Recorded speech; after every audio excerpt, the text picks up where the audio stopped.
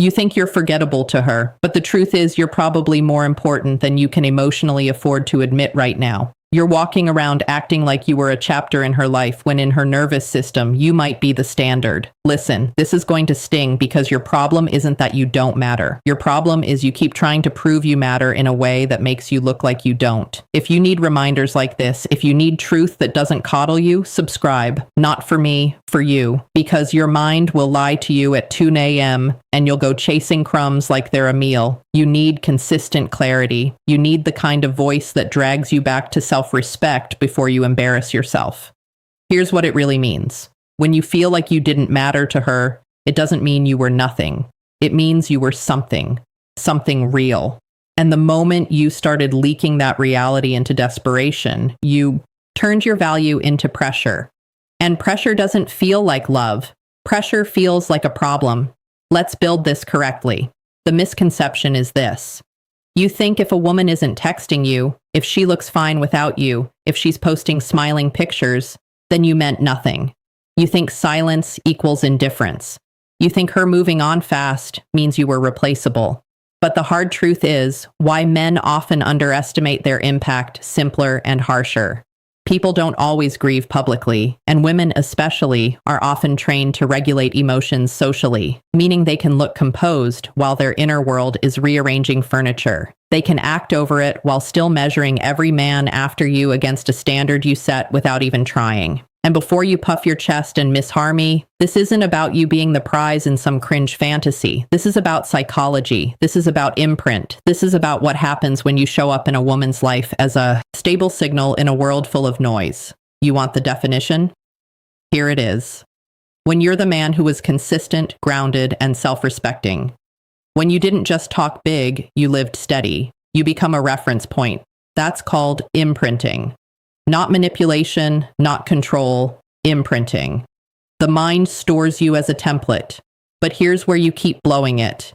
You confuse mattering with being chosen right now. You matter, and she still might not choose you. You matter, and she still might walk away. You matter, and she still might go test the world because attraction isn't morality and feelings aren't vows. Your ego wants a courtroom verdict, guilty or innocent, love or hate, stay or leave, text or ghost. But human beings don't work like that. They're messy, they're contradictory, they can miss you and still refuse you, they can think about you and still block you, they can respect you and still not be ready for you. And if that hurts, good, let it hurt. Because the moment you accept that reality, you stop doing the most unattractive thing a man can do, begging reality to be different. Now let's talk about why you matter more to her than you realize. Because women don't attach the psychology of emotional attachment to words the way men think they do. Words matter, yes, but what lodges deep is how you made her body feel over time. Not butterflies, not drama, safety, tension held with control. The feeling that your presence meant order, that your leadership meant she could exhale, that your standards weren't a punishment, they were a structure. A woman can find attention anywhere. She can find compliments in any comment section. She can find a guy willing to say, "Good morning, beautiful," like it's a job. But she cannot easily find a man whose inner world is governed. A man who doesn't need her to be okay. A man who doesn't outsource his identity to her mood. That's rare. And you know what else is rare? A man who leaves clean, a man who doesn't smear her, a man who doesn't chase her, a man who doesn't punish her with tantrums and paragraphs, a man who says with calm finality, "I want you, but I don't need you, and I will not abandon myself to keep access to you." When you do that, you don't just become memorable, you become undeniable. Now, the root cause of your confusion is that you're looking for visible proof.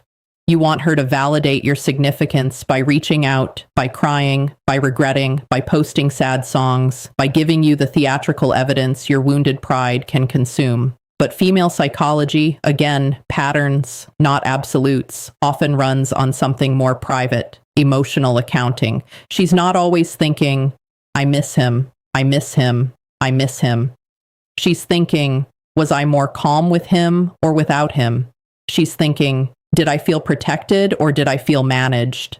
She's thinking, "Did he see me or did he chase me?" She's thinking, "Could I respect Small signs that reveal big feelings him when it got hard, and that's where you need to stop flattering yourself and start being honest. Because if you were unstable, inconsistent, jealous, resentful, or performative, if you tried to lock her down with fear or hold her with emotional debt, then yes, you may have been intense, but you were not anchoring. An intensity without anchoring doesn't become, I can't forget him. It becomes, I can't do that again. So ask yourself, were you a man she could exhale around, or were you a man she had to manage? Were you presence, or were you noise? Because there's a big difference between being unforgettable and being unforgettable for the wrong reasons. Now, if you were solid, if you showed character, here's what it costs her when she loses you. It costs her the quiet confidence that comes from being with a man who's going somewhere. It costs her the nervous system calm of being next to a man who can handle friction without collapsing. It costs her the luxury of being feminine without feeling unsafe.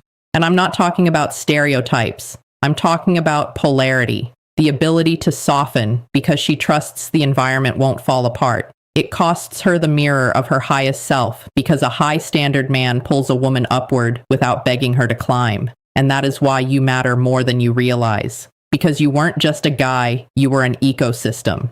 But listen carefully, because this is where men ruin the whole thing. The moment you sense you mattered, you start trying to use it. You start thinking, if I mattered, she'll come back. You start thinking, if I mattered, I should send one more message. You start thinking, if I mattered, I can win.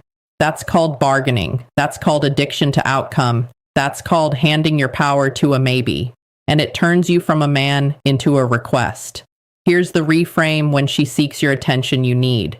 Your value is not proven by her return. Your value is proven by your standards.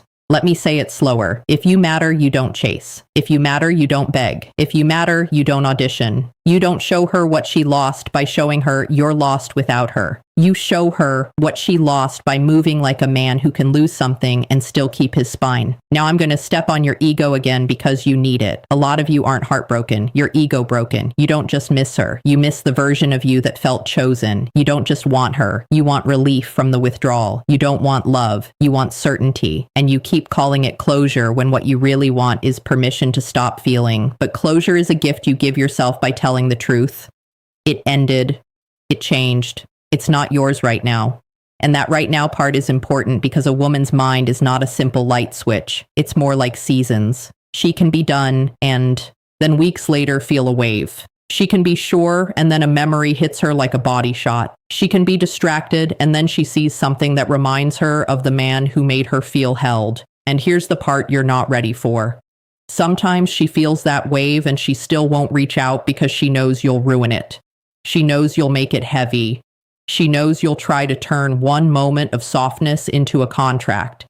She knows you'll act like her missing you is an obligation. And the moment you do that, you don't become the man she misses. You become the reason she stays away. So let's talk about the man who embodies the solution. He is not cold. He is controlled. He is not indifferent. Respect and admiration in female psychology.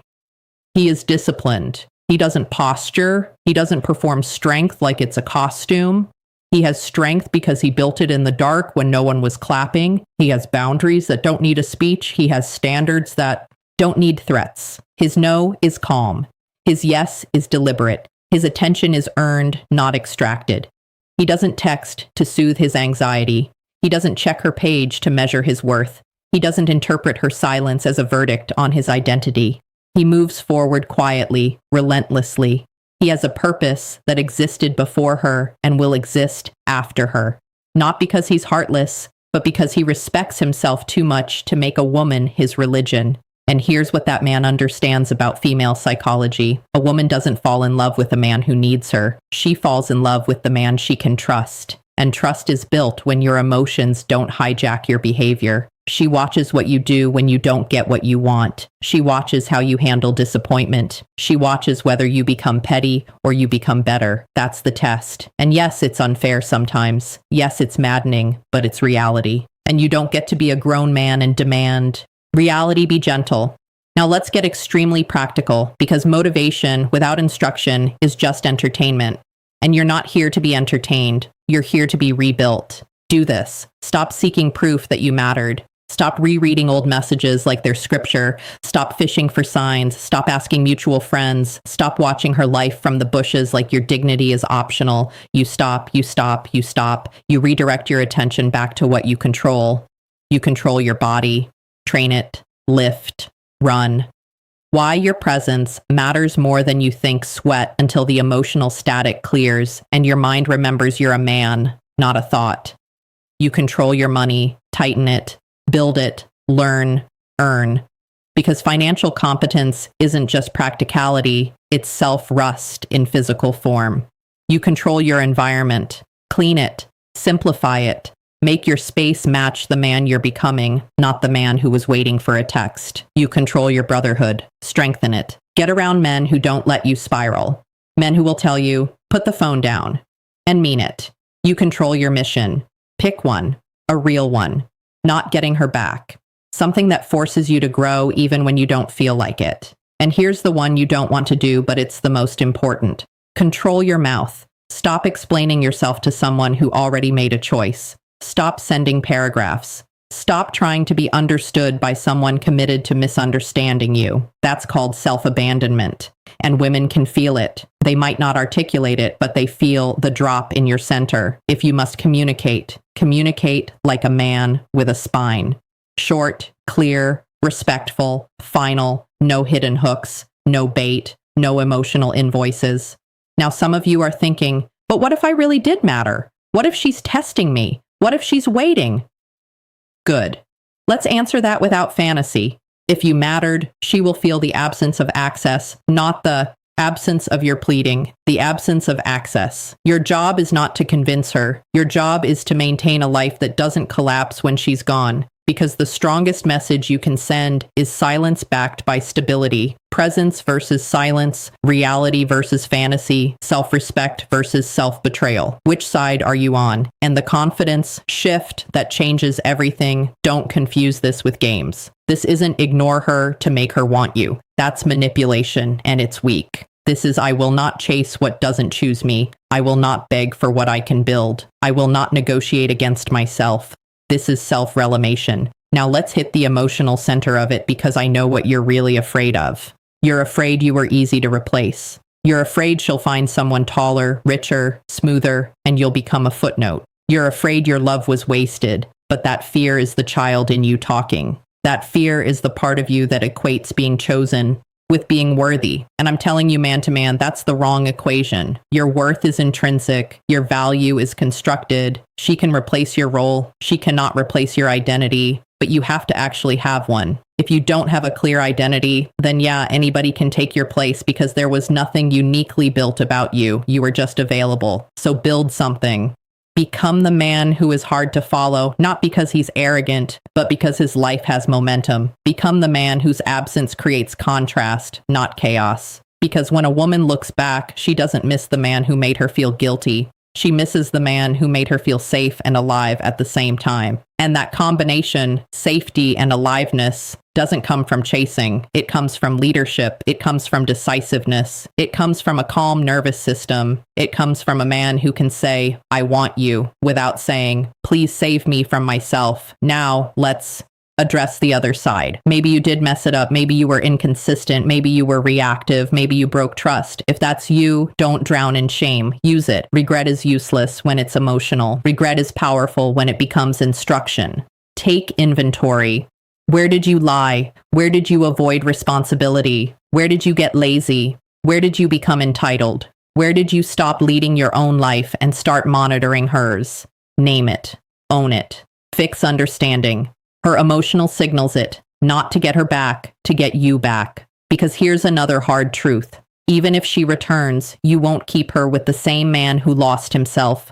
You'll only recreate the same ending with a different calendar. So rebuild quietly, aggressively, patiently. And if she ever comes back around, if she ever tests the water, you don't greet her with hunger. You greet her with standards. You don't punish. You don't lecture. You don't act like she owes you. You assess. You ask, is she bringing peace or bringing confusion? Is she bringing effort or bringing excuses? Is she coming with respect or coming with entitlement? And you choose from your center, not from your wounds. That's what self-respect looks like. That's what masculine integrity looks like. And here's the secret you've been missing. The more you become that man, the less you need the validation of whether you mattered, because you'll know you matter. You'll matter in your own eyes. You'll matter to your future. You'll matter to the world you're building. And paradoxically, that's when women feel you the most, when your identity doesn't depend on their attention. So let me end this by resetting your identity. You are not the guy she left. You are not the message she didn't answer. You are not the memory she posted over. You are not the rebound she used to cope.